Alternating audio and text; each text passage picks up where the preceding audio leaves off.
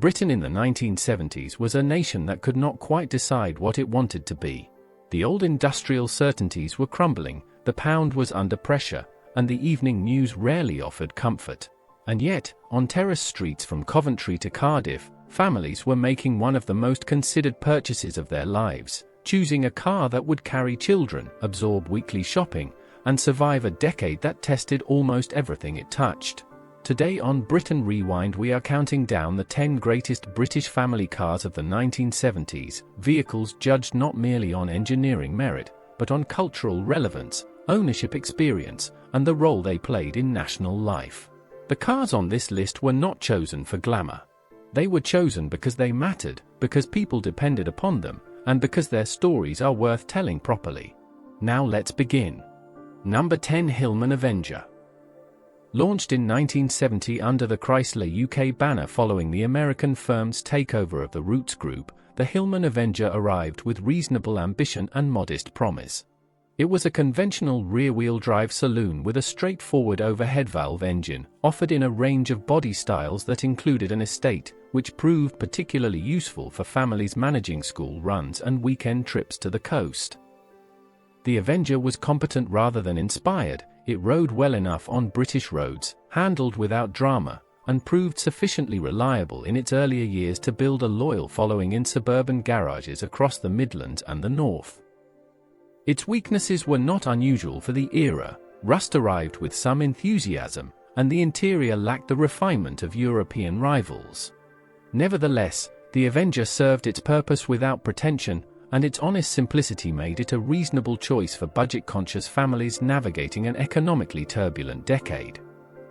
Number 9, Vauxhall Cavalier MK1.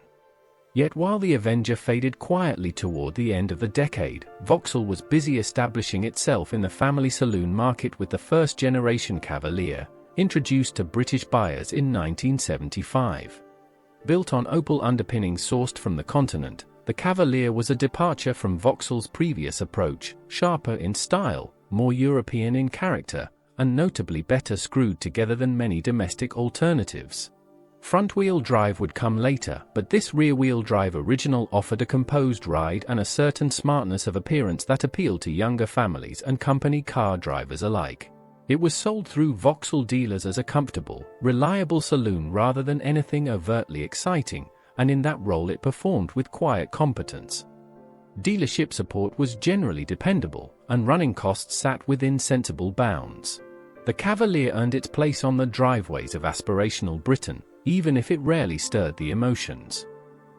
Number 8, Chrysler.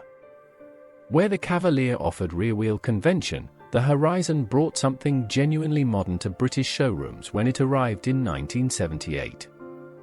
Developed as a joint venture between Chrysler's European operations, the Horizon was one of the earliest genuinely space-efficient hatchbacks available to British family buyers, front-wheel drive, with a transversely mounted engine and a cabin that made remarkably good use of its footprint. Families found it practical in ways that older designs simply could not match. The rear seats accommodated 3 children with less complaint than most rivals, and the tailgate opened onto a genuinely usable load area. The Horizon was undermined somewhat by the corporate turbulence that surrounded Chrysler UK's eventual sale to Peugeot Citroën, which saw it rebadged as the Talbot Horizon before the decade closed. Quality was variable, and the brand identity became confused, but as a piece of practical family engineering, the Horizon represented a well-judged step forward. Number 7, Austin Maxi. If that represented cautious progress, the Austin Maxi had attempted something far more ambitious, if somewhat earlier than the market was ready to receive it. Introduced in 1969 and selling steadily through much of the 1970s, the Maxi was British Leyland's attempt at a large, 5-door family hatchback with a 5-speed gearbox, genuinely forward-thinking for its time. The interior could be configured to provide a flat sleeping surface, which made it unexpectedly popular with families who used it as a touring vehicle. Its Hydrogas suspension delivered a ride quality that shamed many more expensive cars, and the space on offer was exceptional. The difficulty lay in execution. Early gear change quality was poor, the styling divided opinion, and build consistency was a persistent concern throughout the British Leyland years. Yet families who persevered with the Maxi often spoke warmly of it. It was a car of genuine ideas, occasionally let down by the industrial climate in which it was built. Number 6. Ford Cortina MK3. Steadier ground awaited with the Ford Cortina, a car that spent much of the 1970s as one of Britain's most consistently purchased family saloons. The MK3, introduced at the turn of the decade, brought a more substantial body, improved refinement, and Ford's characteristic ability to deliver what British buyers actually wanted rather than what engineers believed they needed. It was not innovative, rear-wheel drive, conventional construction, familiar engines, but it was executed with a level of polish that made everyday ownership broadly straightforward. Servicing was inexpensive, parts were available everywhere from franchise dealers to the local garage, and the Cortina slotted with ease into the rhythms of family life. It appeared on the drives of council houses and detached homes with equal frequency, which spoke to its broad demographic reach. The MK3 was perhaps too comfortable to be truly memorable, but its reliability of purpose made it the backbone of a great many family motoring stories. Number 5. Rover 2000 and 2200. Moving into the upper reaches of the family car market, the Rover 2000 and its later 2200 derivative occupied a space that few British manufacturers managed with conviction.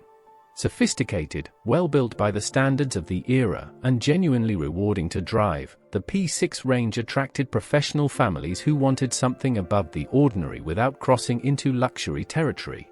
The de Dion rear suspension was a genuine engineering achievement, and the interior combined practicality with a degree of material quality that felt substantively different from more populist offerings. Rover's Solihull plant maintained production throughout the decade with reasonable consistency, and the cars rewarded careful ownership with longevity that some rivals could not match. The 2200 in particular struck a persuasive balance between performance and economy.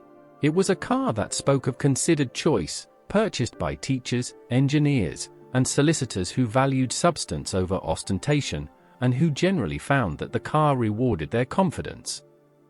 Number 4. Vauxhall Viva HC. Strong cultural presence was not always the preserve of the sophisticated.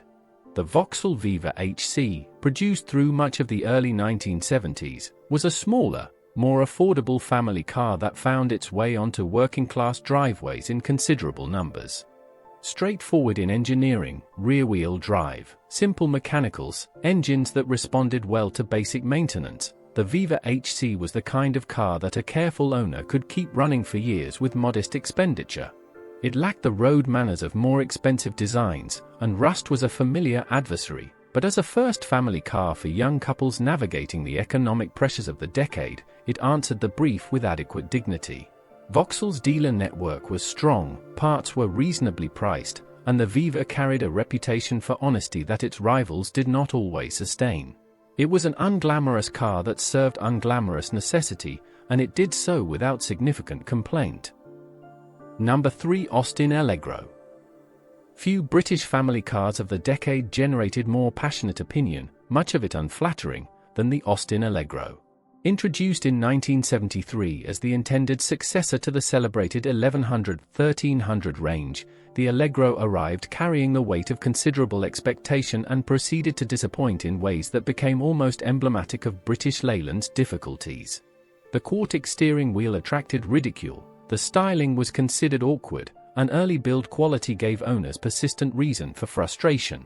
And yet the full story is rather more nuanced. The Hydrogas suspension produced a ride of genuine quality, the cabin space was better than the exterior suggested, and later production improvements addressed a number of the early complaints.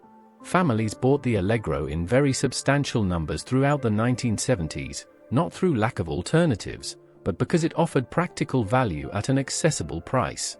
Its reputation has been shaped disproportionately by its failures, and rather less fairly by its considerable domestic service. Number 2. Ford Cortina MK5.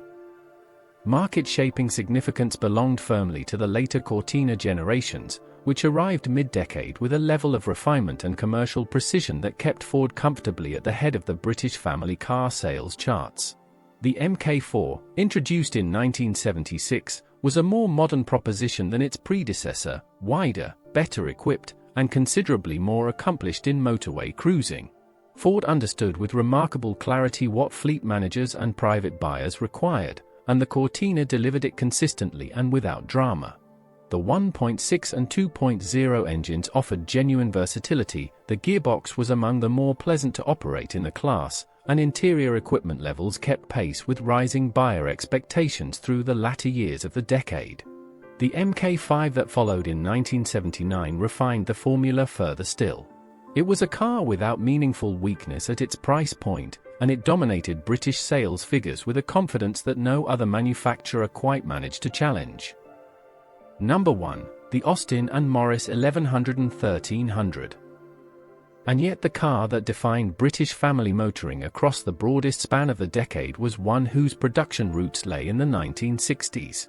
The ADO 16 range, sold variously as the Austin 1100, Morris 1100, and 1300 across multiple badge variants, was the best-selling car in Britain for much of the late 1960s and retained enormous cultural presence well into the 1970s. Alec Isagonas's transverse engine layout, combined with the hydrolastic interconnected suspension, delivered a standard of ride comfort and interior space that continued to impress long after the design had been superseded on paper. It was the car that filled school car parks, doctors' surgeries, and factory gate spaces in industrial towns across the country. It carried families with modest means through an extraordinarily difficult decade. Its legacy was not measured in awards or prestige, but in the quiet, accumulated mileage of ordinary British life, and no other car of the 1970s matched that particular achievement. The 1970s were not a comfortable decade for British motoring. Industrial action disrupted production, fuel prices shocked consumers twice over, and the slow decline of several great domestic manufacturers cast a long shadow across the industry. And yet the cars that emerged from those years, flawed, often underappreciated, occasionally inspired, tell us something genuine about the nation that built and bought them. They were vehicles shaped by constraint, by compromise, and occasionally by real ingenuity, and they carried British families through circumstances that were often more difficult than the decades critics have fully acknowledged. If you found this countdown worthwhile, please do press the like button and subscribe to Britain Rewind. It helps us continue making measured, historically grounded motoring content without the noise. We would be genuinely interested to know which of these cars featured in your family's history. Let us know in the comments below. Until the next one, thank you for watching.